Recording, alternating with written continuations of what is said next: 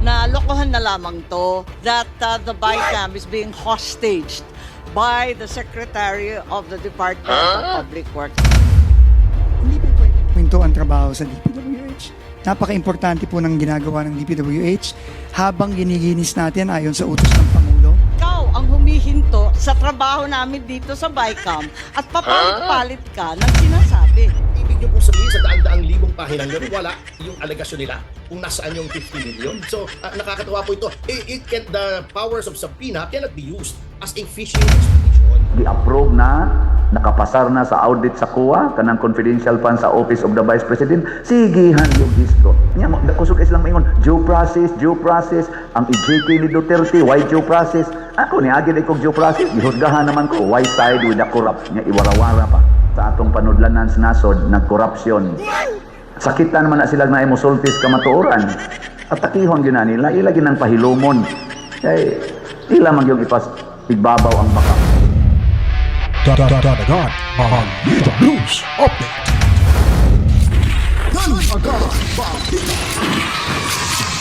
Alright, welcome back mga kamida. Nagbabalik po tayo dito sa ating munting bahay, Dadagan Balita Reaction Video News Update.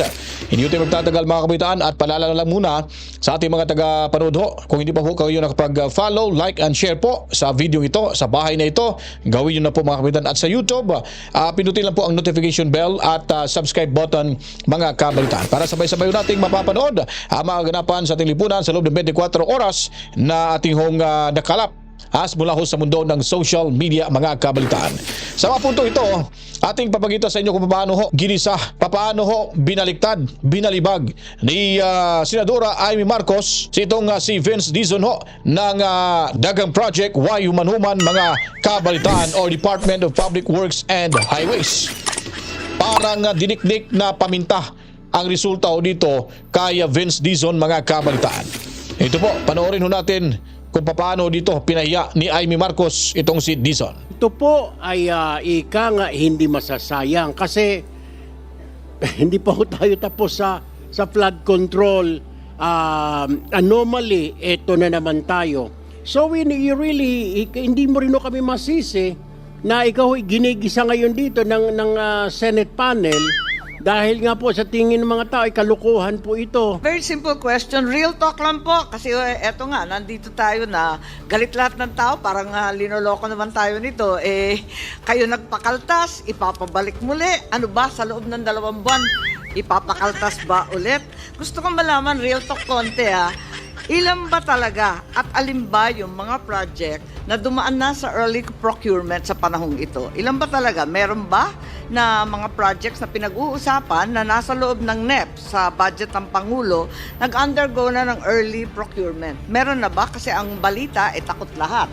Totoo bang meron o hindi? Wala pa pong dumadaan sa early procurement dahil po hindi pa klaro kung ano yung mga proyekto talagang mapapasa. Wala pa po. Sigurado kayo, wala ni isa. Zero. Opo. So wala tayong pinag-uusapan. Tama po ba? Sa ngayon. Sa ngayon po, wala pa po. So, ang ibig sabihin niyan, dati-rati talagang hinahabol yung early procurement ng October para hindi ma-delay ang project. Kasi aabutan talaga ng tag-ulan. Hindi mo ba? Tama po yan. O kung ganon, mag-a-adjust ka ng lahat ng ABC, sigurado na madidelay. Totoo po yan, Madam Chair. So, ang hinaharap natin, talagang madidelay. Opo, dahil po na-delay ang early procurement, marami pong mga proyekto for 2026 na madidelay. Sigurado so, po yan. ang hinaharap natin, talagang malungkot ang first and second and even third quarter, aabutin ang ulan. Yung tamang projection lang, kasi nag-expect ng tao, dadagdagan, papabalik mo. Pagkatapos, madidelay rin pala. Ano naman ang bisa nun? Para kay pa? Ang bisa po nun, matutuloy pa rin po yung mga proyekto, Madam Chair. Madidelay lang nga po dahil extraordinaryo po itong panahon natin, Madam Chair. At tingin ko po, prudent din po, tama din po, na hindi muna magsimula ng early procurement. Dahil unang-una, hindi pa po sigurado kung ano ang mga project na papasa ng Kongreso. At ikalawa, dahil nga po nagbaba tayo ng presyo ng materyales ngayong fourth quarter. Ganun pala, wala pala tayong pinag-usapan at talaga naman haharapin natin 3/4 worth of delay. Tama naman yung mga nag-text po sa atin na lokohan na lamang to. I truly reject the fact that the BICAM is being hostaged by the Secretary of the Department of Public Works and Highways. At kung tunay na wala kayong tiwala sa sino mang district engineer, hindi po ako abogado ng Public Works, dapat tanggalin na lang ninyo lahat kasi pinapadagdagan mo yung budget tapos yung mga mag-i-implement, wala kang tiwala. Ano naman kami? Susunod sa iyo na kayo mismo walang tiwala sa isa't isa? Tama ba yun? Yun lang po. Salamat po, if I may just respond to that po, ma'am. Unang-una po, hindi po pwedeng huminto ang trabaho sa DPWH. Napaka-importante po ng ginagawa ng DPWH. Habang ginilinis natin ayon sa utos ng Pangulo ang departamento, hindi po pwedeng huminto. Nakita na po natin ang epekto sa ekonomiya nitong nakaraang third and fourth quarter. So we are doing the best we can given the current situation, Mr. Chairman, Madam Senator. Yes, Secretary Vince, hindi kita pinahihinto sa trabaho mo. Pinamamadali nga namin. Ikaw ang humihinto sa trabaho namin dito sa BICAM at papalit-palit ka ng sinasabi. Yun ang problema. Hindi po ako papalit-palit ng sinasabi. Madam Chair, ako po, iulitin ko, nagpunta lang po ako dito para ibahagi sa bicameral conference yung nakikita po naming epekto nung pagpasa ng third reading version ng Senado. Yun lang po. Ngayon, nasa Senado na po yan at nasa bicameral conference, nasa Kongreso, kung paano po magpo-proceed dito. At yun naman po, syempre, tatanggapin lang naman po ng ehekutibo kung ano man po yung desisyon na yan. Maraming salamat po. So ayun po mga kabataan, no? Kinakaltasan ho nila una tapos babawiin. So parang nalilito ho itong mga mambabatas ho natin sa Senado, mga kabataan. Wala hong klarong pagpapaliwanag ho dito ni Vince Dizon, mga kabaitaan, kung ano na nga ba yung estado ho ng budget dahil nga po una kinakaltasan nila, tinatapyasan, tapos humihingi na naman ho sila ng panibagong remedyo na ibalik ho yung mga binawas na budget, mga kabalitaan, sa DPWH.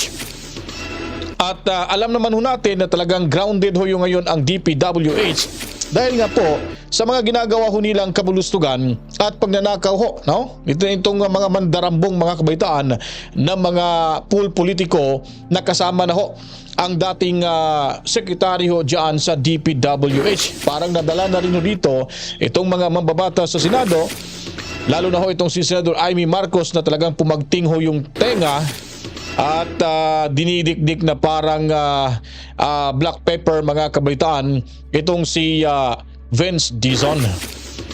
Naman ho tayo, mga kabaitaan, sa usapin hong mga kasong isinampa laban kay VP Sara Duterte. Nagsalita ho dito si Attorney Topacio na kung saan yung mga aligasyon laban kay Inday Sara Duterte ay para bagang recycled lang, mga kabaitaan. Narito po yung balita mula sa Billionaire News Channel. Usap-usapan na naman ngayon ang confidential funds ni Vice President Sara Duterte matapos siyang sampahan ng graft and plunder complaints sa Office of the Ombudsman. Kaugnay niyan, makakausap natin ngayon si PDP spokesperson Ferdinand Topacio. Magandang gabi po sa inyo, Attorney Topacio. Yes, magandang gabi pong muli, Ma'am Corina. Always an honor and a pleasure. Wow, thank you very much, sir, sa inyong panahon. Sa isang ulat po, layon daw ng pagsasampa na ito ng graft and corruption laban sa bise na pahinain si VP Sara sa 2028. Kayo po ba'y naniniwala dito? Ay opo, at in fact kami nga po ay naglabas na nung kamakalawa ng opisyal na pahayag sa ngalan ng Partido Demokratiko Pilipino na sinasabi po namin, unang-una yan ay mga recycled. Pagamat environmentally friendly ang recycling, ay hindi po yan ubra pagdating po rito sa mga charges. Number two, obvious naman po na ang may mga pakana nito ay yung mga the usual suspects, kumbaga, na wala na pong ginawa kundi batikusin si pangalawang Pangulong Sara Duterte sapagkat natatakot po sila ng consequences to their vested interest should the Vice President become President in 2028. Ano ho sa palagay ninyo ang pinakamatibay na depensa ng bise?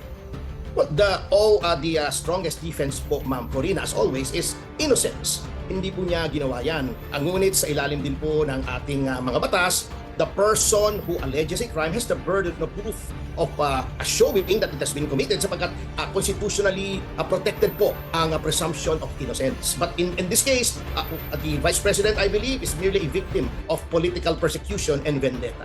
So, mailalabas po ba ang mga bank accounts ni Vice? Yun nga po nakakatawa sa mga sinasabi nitong mga characters na ito. Bakit kami ang maglalabas? Meron po talagang prinsipyo sa Roman law na a conventi probatio qui decit non kinegat, or the burden of proof is on him who alleges something. They're saying that she has amassed more than 50 million in ill-gotten wealth. So dapat pong sila po ang magpakita kung nasaan yung 50 million plus na yon. Kung wala, then the case must perforce be dismissed. So, they can subpoena the transparency of her bank accounts. May subpoena powers under certain circumstances sapagkat meron po tayong secrecy of bank deposits, but again po, we repeat, at natatawa nga po kami. Akala ko ba they are convinced of the merits of their case? Ang kapal-kapal nga ng mga papeles na isinumpiti nila. Ibig nyo pong sabihin sa daan-daang libong pahinang yun, wala yung alegasyon nila kung nasaan yung 50 million. So, nakakatawa po ito. The powers of subpoena cannot be used as a fishing expedition under our due process clause. So, dapat po sila magpakita. Ito yung bank account, ito yung mga yaman, ito yung lupa, ito yung bahay, ito yung mga sasakyan. At yung mga pangalan pong piatos, yung mga inimbento daw pong mga pangalan na nakatanggap ng pondo. Ano po ang Yun depensa po, doon? alam niyo po, sorry po, Ma'am Purina. Go ahead, sir. Opo. Alam niyo po yun, standard protocol po yun sa confidential funds. Ako po, Ma'am Corina, ay galing din sa Department of the Interior and Local Government bilang isang Assistant Secretary noong ang kalihim po ay si Mayor Alfredo Lim, year 2000. So talagang standard po yan, kaya nga po confidential eh. Yung informant po nyo, pag inilagay nyo yung pangalan doon, at syempre po, hindi naman na iisa o dalawang tao lang ang may access doon sa listahan yon, baka manganib po ang buhay noong tao. Ngunit, pwede pong i-decode yun para malaman talaga na ito ay natanggap. So, that is a non-issue na pinag-uulit-ulit po nila. Mm-hmm. Okay, huling tanong po. Yung affidavit po ng sinasabing dating bagman ni VP Sara, ito pong si Ginoong Ramil Madriaga. Ano po ang komento ni VP dito? Hindi ko po, I cannot pretend to speak on behalf of the Vice President sapagkat ako po ay tagapagsalita ng PDP. Ngunit bilang isang abogado po, that is an uncorroborated statement. Pwede naman po mag-imbestiga ang ombudsman. Kahit nga po anonymous, pwede naman po ang DOJ din po. Ngunit, titignan po natin yung credibility noong mga aligasyon. At yung binabasa po yung affidavit na iiling lang po ako sapagkat yung sinasabing 1 billion in a grandia, that's physically impossible. Number 2, yung nagbi-build up daw ng war chest, si binibining Sara Duterte. Alam niyo po, I personally know as to approximately when nag-umpisa yan na mag-harbor ng ambitions for president. Yung before that po, there was really no plan to run as Vice President or even President. Yung prior to 2022, last minute po yun, and I know this personally. So, ang dami pong mga inconsistencies at kung ano-anong mga incredibilities ng affidavit pong yun. Okay, maraming salamat po sa inyong oras, PDP spokesperson. Actually mga kabitan, itong mga nagsampaho ng kaso, itong si Shelo Magno mga kabitan, noong una po ho, itong pumutok ko yung pangalan nito. Akala ho natin mga kabitan, siya po ay talagang anti-corruption. At tayo po ay naging masaya ho dito dahil maliban ho sa mga ilan ho nating mga advocate ho ng anti-corruption ay madadagdagan ho sa pamamagitan dito ni Shelo Magno. Nung naramdaman ho natin na itong kanyang pagsisiwalat ng mga korupsyon sa ating gobyerno, parang may exemption. Kumbaga, selective lang ito mga kabalitaan. Nung sinubaybayan natin itong si Shelo Magno, kung ano po ba yung mga atake niya sa gobyerno, ni isang kahit ano lang, kahit isang literal lang ho ng apelyido ni Romualdez, hindi niya po kayang banggitin ho dito.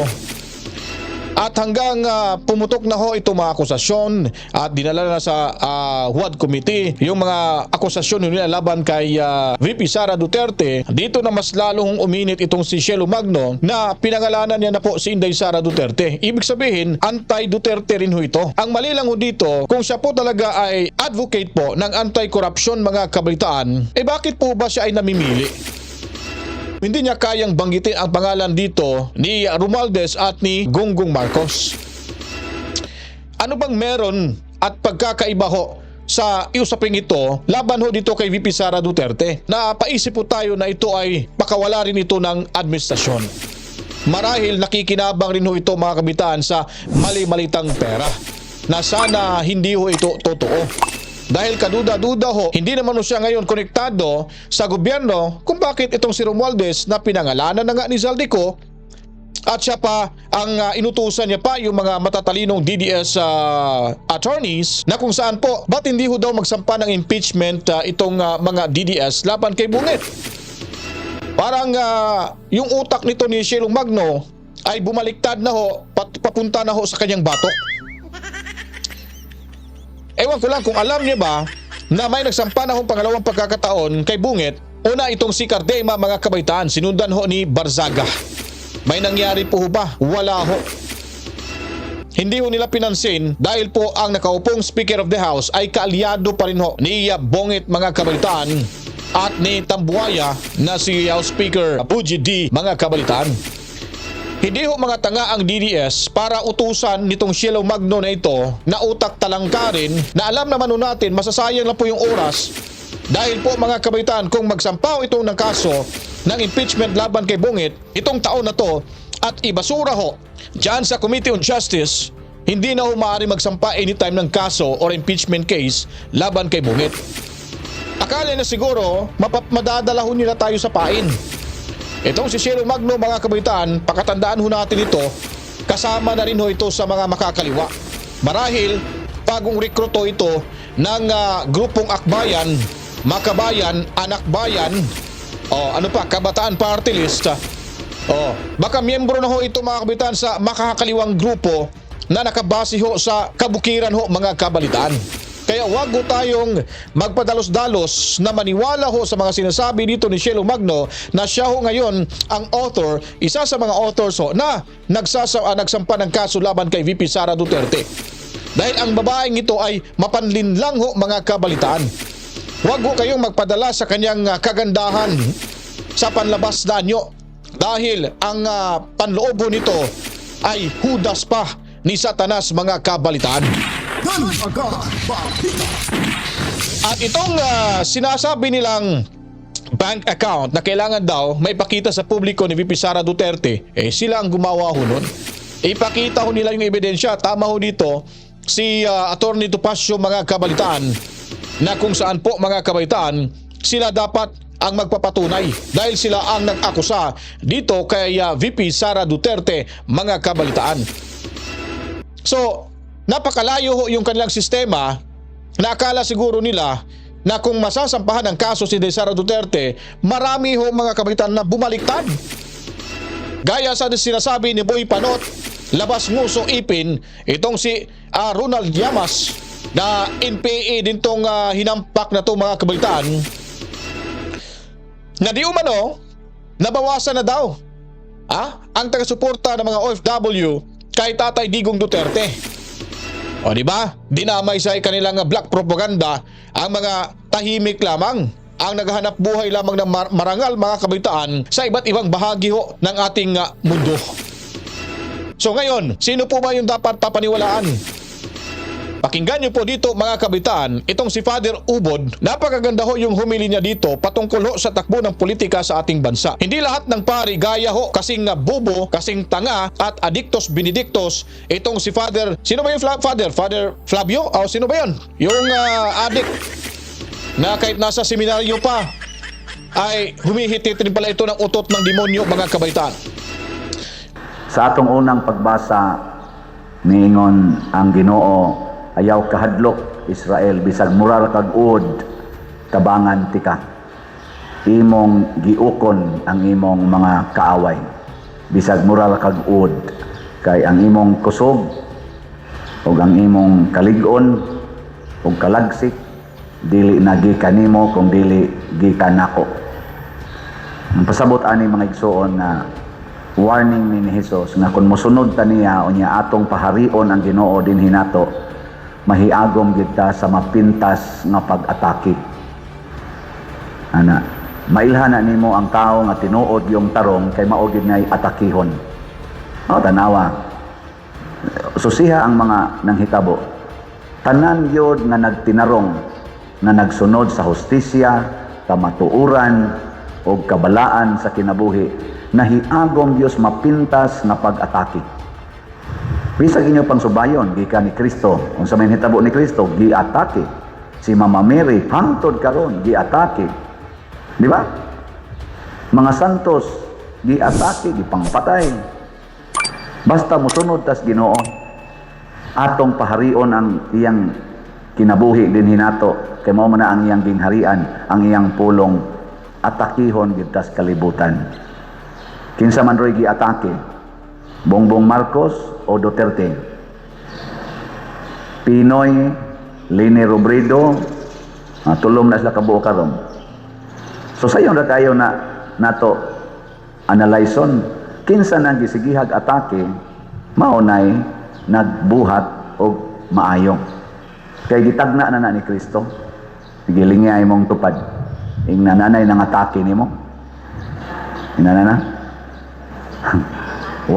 Wa ni atake nimo, pasabot, wa ka magbuhat sigon sa gingharian sa Dios. Mao na.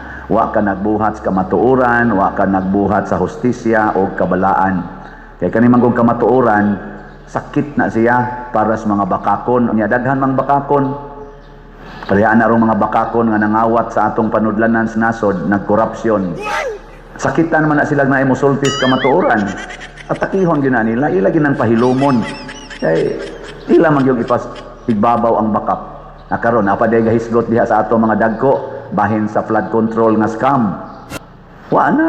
Di ana ilan nang gilipat-lipat nga rislaing mga issues na nasay issue sa pagdakop ni Bato de la Rosa, ana ang issue sa kanini ang mga sana immediate bills nga wa na kunoy political dynasty, ipa-approve na kuno na lipat-lipat na lang naawin.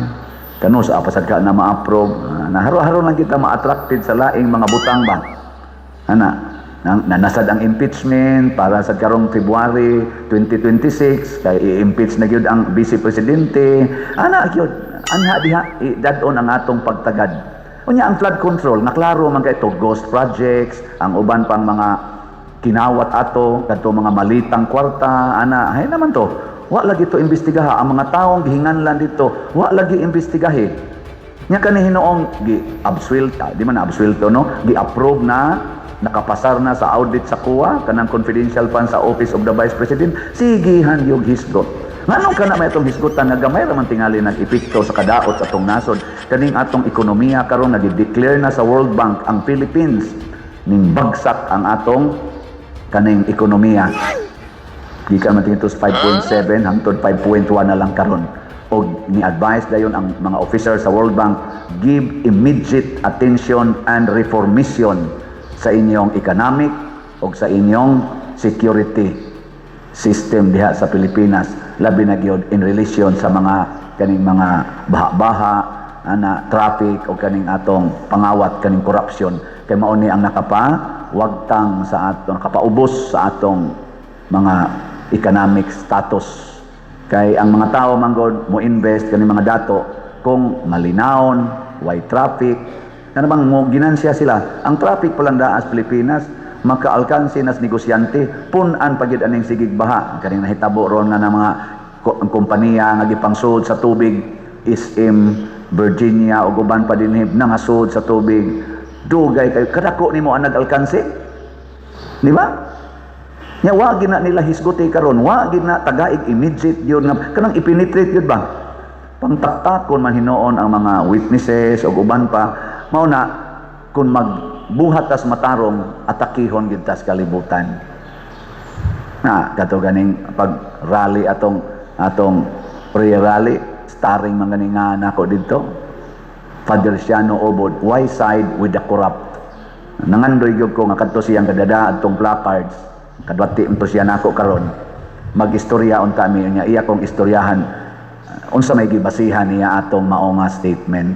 Iya sa doon tang isulti ba aron kay bao sa tang mo comment og tinuod bagyong ni side ko sa corrupt. Kanabang ditsoon lang kag hatag og judgment. Unya kusog is lang maingon due process ang EJK ni Duterte why due process? Ako ni agi kog due process gihusgahan naman ko why side with the corrupt nya iwarawara pa. Na dito yung due process. Nakikistorya dito sila na ko. Kaila itong matawhan na. Ana.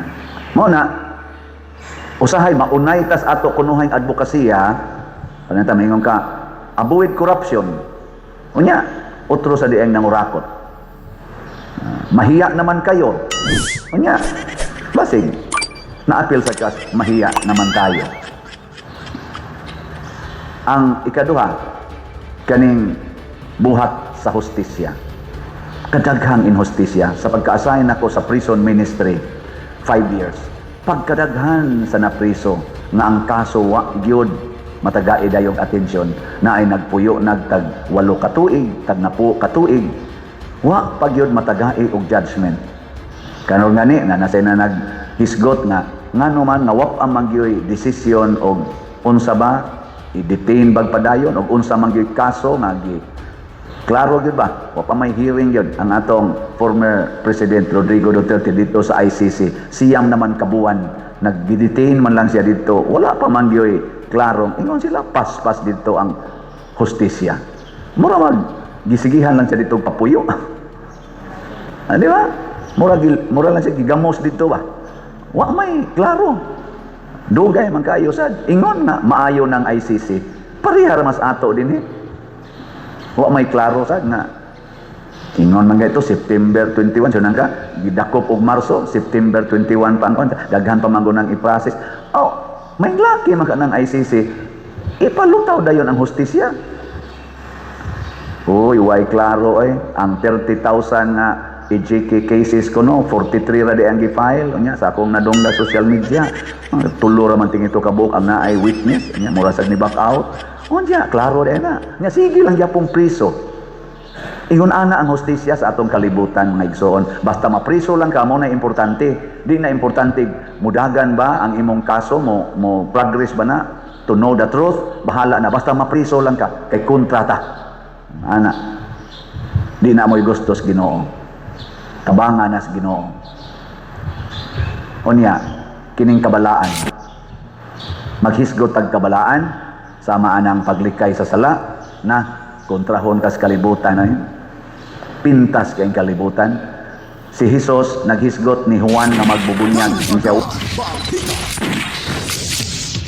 Sa mga hindi po nakakaintindi mga kabataan na tinutukoy ho dito ni Father Shano Ubod kung bakit daw, kung sino pa daw yung politiko na naglilingkod ho ng tama at may pagmamahalo talaga sa taong bayan at gumagawa ho talaga ng totoong paglilingkod ho ay siya pa daw itong hinahabol, sinisiraan daw. Kasi sabi dito ni Father Ubod na kung ikaw ay gagawa ho ng kabutihan sa mundong ibabaw ay talagang napakapintas ho ang mundong ito. Lalo na pag-usapan yung politika na meron ho talagang ganid na ayaw ho talaga sa politikong naglilingkod ho ng tapat at totoo sa mamamayang Pilipino mga kabalitaan.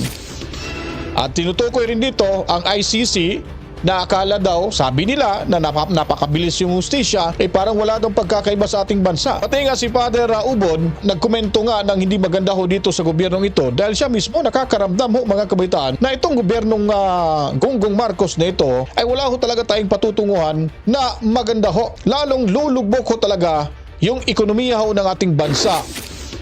Kahit ano pang gagawin nila na maibalik yung tiwala sa taong bayan, para maibalik yung tiwala sa taong bayan, ay huli na ho ito mga kabaitan. Dahil nga po, tatak nga ito ng pamilyang Marcos at Romualdez ang pangangamkam ho sa perang hindi ho sa kanila mga kabalitaan. Kaya kung nagustuhan niyo po ito ating video presentation, huwag niyo pong kalimutan mga kabaitan, paliguan ng maraming likes, buhusan ng maraming komento, reaksyon, opinion, suwesyon. I-share niyo po mga kabaitan. Dito ho sa YouTube at sa Facebook, follow, like, and share sa YouTube po mga kabaitan. Paliguan ng maraming likes at pindutin ang notification bell and then i-subscribe niyo po ang bahay na ito. Libre po yung subscription dito, walang bayad para mas ganado po tayo maglalahad ng impormasyon, balitaan, komprehensibong paglalahad ng makatarungan na makasaysayang mga balitang ihahatid natin na nakalap sa loob ng 24 oras sa mundo ng social media. Dito lamang ho sa Danagan Balita Reaction Video News Update. Bago tayo magpapaalam sa inyo, tandaan niyo po lagi mga kabitaan, kung ang tao po ay inapi, sa kauli-ulian siya po ay magwawagi dahil sa kanyang patuloy na pagipaglaban para ho sa katotohanan. There will be a time of reckoning. To God be the glory, Mama. Chip, chip. Peace out. Dalaga Balita.